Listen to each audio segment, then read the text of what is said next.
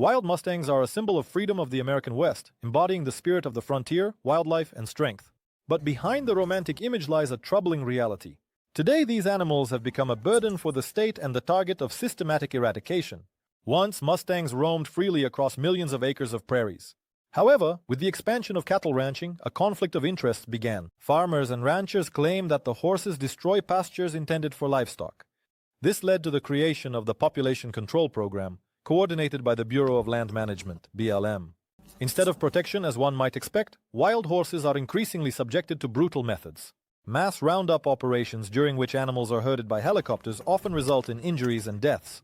Captured mustangs are sent to overcrowded holding facilities, where they spend their entire lives in confinement. But this is not the worst outcome. Some programs, although they officially deny it, allow the transfer of animals for so-called adoptions, which often conceal the subsequent resale of horses for meat. Yes, America, where horse meat is banned for consumption, still finds a way to profit by sending these animals abroad. The financial logic is simple. Keeping a horse alive is expensive. Removing it from the land and selling it for processing is more profitable. Nature clashes with the economy, and as always, the latter wins. But mustangs are just the beginning. In some cases, America is fighting not just symbols of freedom, but entire waves of furry invasions that have taken on threatening large-scale forms. It sounds like a parody, but it's reality. Throughout US history, rabbits have repeatedly transformed from cute creatures into an agricultural disaster. The agricultural regions of the Midwest were particularly hard hit, where these animals reproduced at an abnormal rate. The most famous case of mass extermination occurred in the early 20th century, when farmers complained that rabbits were eating everything, including the bark off trees. The federal authorities then launched large-scale extermination operations. Poisoned baits, traps, toxic gases, and even direct shooting of the animals were used. In some counties, rabbit genocides were organized, where tens of thousands of individuals were killed in a single day. Later, at the end of the 20th century, a population surge occurred again in some states, including Nevada and Colorado. Local residents once again saw their gardens and farms turn into a desert literally within a week. Rabbits, with their phenomenal reproduction rate, became enemy number one. And this time, biological methods were employed. Virus-infected individuals were released into the wild to reduce their numbers. It was a war without mercy. Local authorities even offered rewards for rabbit heads. Despite their plaintive looks and fluffy ears, these creatures proved too costly to keep alive, especially considering the damage done to the ecosystem and agricultural work. But if rabbits somehow fit into the human world, the next character is a destroyer of infrastructure, an enemy of canals and dams. He never sought conflict, but his instincts made him an unwelcome neighbor. Beavers, natural engineers. They build dams, create ponds, and alter the landscape. Better than any human. But what may seem like a miracle in nature becomes a threat in an urban environment. Throughout the United States, especially in the northern and eastern states, beavers have begun actively settling near cities and farms. Their dams disrupt water flow, flood roads, fields, and even residential areas. According to expert estimates, the annual damage from beaver dams amounts to millions of dollars. Local municipalities did not tolerate it for long. A covert but active struggle began. The animals are being trapped, relocated, or exterminated. In several states, a lethal trap disguised as a harmless snare is used. In others, beavers are simply shot at night without publicity. Sometimes it goes even further. Some regions employ water diversion systems that disrupt the beavers' activities to force them to leave the area. But nature takes its course, and the animals return, creating an endless cycle of destruction and confrontation. The clash between man and nature rarely ends with the latter's victory, especially when money, infrastructure, and political points are at stake. And yet, history shows that sometimes the beast can become a victim through no fault of its own, especially if it is accused of crimes it didn't even commit, like those once called flying reindeer. When you think of a national security threat, deer are unlikely to come to mind, but in the USA, especially in the states of Montana, Texas, and Alaska, they became the target of large-scale hunting. And not just any hunting, but from the air. From helicopters, snipers open fire on targets moving through the forest and field. This is not a scene from a movie. This is the reality of the so-called Population Control Program. The argument is simple: deer cause car accidents, destroy agricultural crops, and carry diseases dangerous to livestock. But behind these arguments lie financial interests as well. Some hunting associations lobby for laws that allow population reduction in certain areas to increase demand for paid licenses to hunting. Thus, the mass extermination of wild animals becomes part of the industry. The practice of winter shooting looks especially cruel when animals are more vulnerable and move poorly through the snow. Thousands of individuals can be destroyed in one season. But public opinion is often unaware of the scale, as everything happens in remote regions. Sometimes it seems that the problem lies with the animals themselves. But what if the habit of humans for comfort and money is to blame? Perhaps this explains why even ordinary city birds suddenly become persona non grata. Pigeons in American cities are not just a backdrop for street cafes and parks. For the authorities of New York, Chicago, San Francisco, and dozens of other metropolises, they are a real headache. These birds litter buildings, spread diseases, damage historical monuments with their acidic droppings, and even threaten the safety of flights. Some experts call them flying rats, emphasizing how undesirable they are in urban spaces. Methods of dealing with them range from harmless to shocking. In some areas, special gels and ultrasound are used to scare the birds away. In others, contraceptive drugs are mixed into their food. But there are also more radical measures. Capture, shooting, and even poisoning, despite protests from animal rights activists. Millions of dollars are spent on pigeons annually. Yet no one wants to say out loud that it would be cheaper to simply eliminate as many individuals as possible and close the topic. But with pigeons, it's still easier. They are small and relatively harmless. But when the problem reaches a length of 20 feet and weighs over 200 pounds, real chaos begins. That's exactly what happened in the swamps of Florida. In the very heart of the Everglades National Park, a true biological drama is unfolding. Here, among the swamps and mangrove thickets, it's not the native animals that are in charge, but invaders, pythons. Burmese pythons are exotic snakes up to 20 feet long. They have overrun a vast area and are destroying everything in their path. Once they were trendy pets. But as soon as owners realized that keeping such a pet at home was a dubious pleasure, they began releasing the snakes into the wild. And so this ecological disaster began. Today, there are tens of thousands of pythons in the Everglades. They devour everything from birds to alligators. Research shows that in some areas, the population of small and medium-sized mammals has decreased by 90%. This has caused massive changes in the ecosystem and led to official hunting. Florida pays hunters for each python killed. Some are turning this into a business. There are even championships for capturing and eliminating snakes, where winners receive substantial cash prizes. A live python is no longer a value, it's a threat. But the most frightening thing is that the snakes have started to migrate. Scientists are already recording instances of pythons appearing in neighboring states. The threat is spreading and the methods of control are becoming increasingly severe. However, in other regions of America, the battle is not with wild animals, but with those who were once loved, petted, and photographed on Instagram. But now even they are under suspicion. Domestic cats, seemingly the most harmless and beloved animals.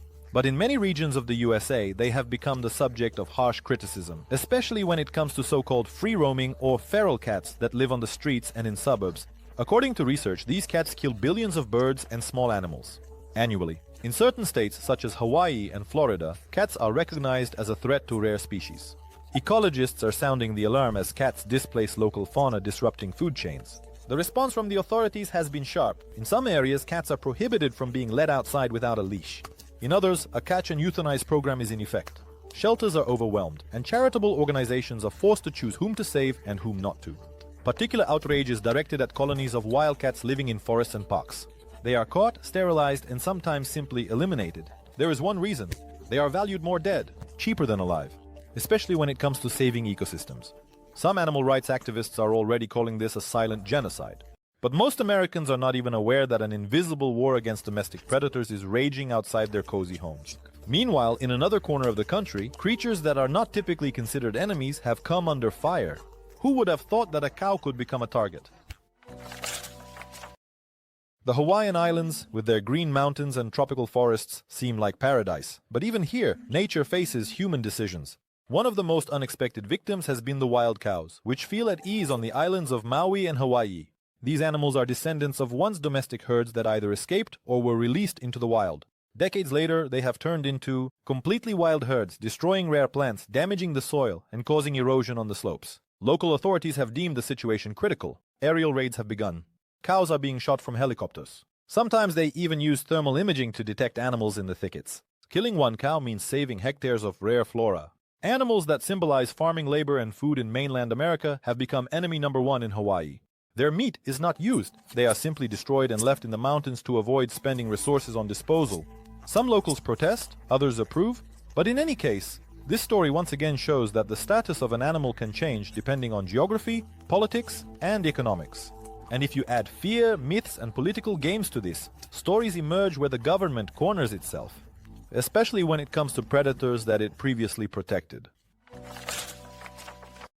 The wolf is one of the most controversial symbols of American nature. It is either celebrated as a majestic predator or demonized as a ruthless livestock killer. But the reality is even more complex. For decades, the US government has alternately protected and eradicated these animals depending on political advantage. In the 1990s, a program to restore the gray wolf was initiated, particularly in Yellowstone National Park. Ecologists were delighted and the population was growing. The natural balance was being restored, but somehow, as soon as the wolves ventured beyond the park and began attacking livestock, everything changed. Farmers demanded action. Under pressure from agricultural lobbies, authorities began allowing the shooting of wolves, sometimes even encouraging it. In some states, wolves can be killed at the first sign of threat, while in others, licenses are issued for population control. The paradox is that the government spends millions on preserving the species and simultaneously millions on its eradication. Officially, they speak of balance, but in reality, the wolf lives as long as it doesn't interfere with money. The irony is that a wolf can be wiped out in just a few seasons. Yet people continue to play at conservation, not noticing how they are killing what they tried to preserve. However, the next candidate for eradication doesn't have such vocal defenders. It's just too much and too inconvenient, even if once it was the most loyal friend. America is a country of dogs. Here, billions of dollars are spent on them, they are bought clothes, and their birthdays are celebrated. But alongside this, there exists another grim side. Thousands of dogs are euthanized annually in shelters across the country. Not because they are sick, but because they are surplus. Certain breeds have it especially hard. Pit bulls, Rottweilers, Staffordshire Terriers, they are considered potentially dangerous, and they are almost always the first on the list for euthanasia. In some shelters, they are not even put up for adoption, but are sent straight to be euthanized. But why? Because keeping a dog costs money. Food, veterinary care, grooming. And if the animal is difficult, old, sick, or unattractive, it has no chance. Moreover, in some districts, there is a regulation. If a dog is not adopted within a certain period, it is subject to euthanasia, and no one cares. Some shelters even receive funding for reducing numbers. The fewer dogs there are, the better the statistics and the higher the chance of receiving grants. It's a cruel arithmetic. And every day it takes hundreds of lives. In the USA, it's customary to love dogs, but only as long as they are young, beautiful, and don't cause problems. So what happens when an animal causes problems, but its destruction might violate the laws of nature? That's when a scientific experiment, which has long spiraled out of control, comes into play. At first glance, a frog is one of the most harmless creatures. But when their bodies start to develop tumors, grow extra limbs, and their behavior becomes aggressive, it's already a warning sign. It is precisely these mutant amphibians that have started appearing in ponds and streams across the United States, especially in Minnesota, Michigan, and Vermont.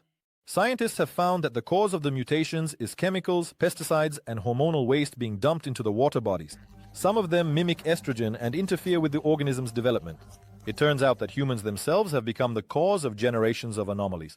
Frogs. But what is the government doing? Instead of addressing the root of the problem, environmental pollution actions have begun to eliminate the consequences. Mutant frogs have become the subjects of capture, destruction, and laboratory experiments. They are collected, euthanized, and dissected, all in the name of science and environmental safety.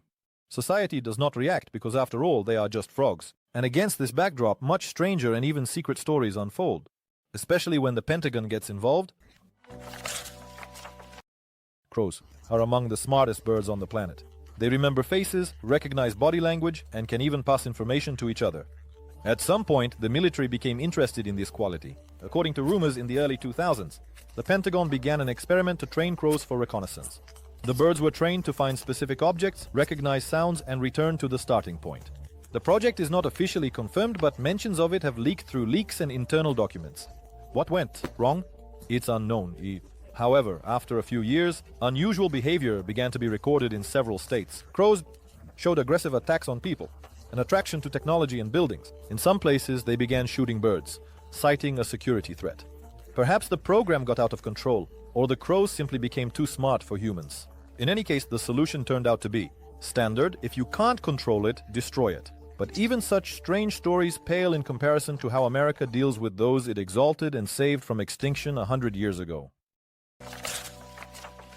Once bison roamed across the entire territory of North America. There were millions of them, but by the end of the 19th century, they were almost completely exterminated. In the 20th century, the US government launched a large-scale program to restore the population, and bison once again became part of the national heritage. However, decades later, everything changed. In national parks, there became too many of them. They began to move beyond protected areas, break fences, threaten farmers, and carry dangerous diseases, especially brucellosis, a virus deadly to livestock. Farmers' associations raised the alarm once again. And once again, culling began. Sometimes officially, sometimes quietly, with the support of local authorities. Bison, which were recently saved by the entire country, are now under threat again. Only this time with a nod of approval from the bureaucracy. The most paradoxical thing is that the meat and hides of these animals often go on sale.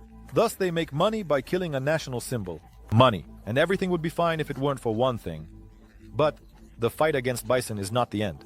Deep in the waters of North America, another threat is brewing, one that literally threatens to bite anyone who underestimates it. Invasive fish are one of the most unnoticed yet dangerous enemies of American nature. Especially the Asian carp, introduced decades ago to clean channels of algae. The fish broke free and began to fill the rivers, destroying local species, disrupting the ecosystem balance, and threatening the fishing industry. In the Great Lakes, a real war is being waged. Electric barriers, nets, capture with drones, all to prevent the carp from entering the lakes, where it could destroy entire food chains. The government even pays fishermen for each carp caught. In some areas, private companies have emerged that profit from the destruction of these creatures. Some make animal feed from them, others make fertilizer. But the main goal is the same, to kill as many as possible, as quickly as possible. Ironically, these fish were once the solution, and now they are an expensive threat. However, it is this story that leads us to the conclusion where the true nature of all these deaths is revealed. When you look at all these stories, from mustangs to fish, a logical question arises. Why? The answer is simple. Behind every death, every population control program, every shot from a helicopter, there is money. Animals become numbers in reports. Their cost alive is an expense. Their death, a profit. From government grants to disposal contracts, from meat harvesting to hunting licenses, the destruction industry is vast and almost invisible. And although on the surface it is always explained by ecology, protection of people, fighting invasions, beneath this layer, business and bureaucracy interests are always hidden. In America, as everywhere dead is cheaper. So next time you see a cute horse in an advertisement or a cat on a windowsill, remember, if they suddenly become too inconvenient, they will simply be removed. Quietly, quickly, and, as always, calculatedly.